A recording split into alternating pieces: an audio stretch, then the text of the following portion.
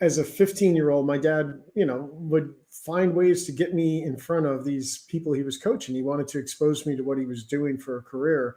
And I'll never forget the first one. It was a senior vice president of, I want to say American Express or some big organization where they essentially, the person had been fired because he had ineffective communication habits, right? And he wasn't able to address those.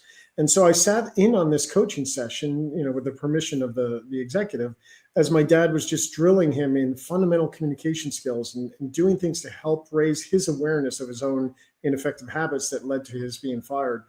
And after that meeting, I talked to my dad, and my dad said, "What did you think?" And I said, "I was kind of surprised. He's a very successful senior executive. How did he end up getting to this position?"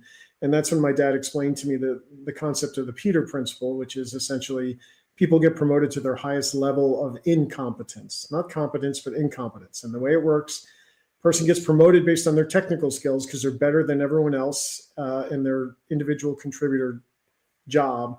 And then they keep getting promoted, but the companies do not provide them with the coaching and or training to be effective in leading people. And once you become a people manager, your success is more dependent on how well you lead others as opposed to whether you can do the technical work.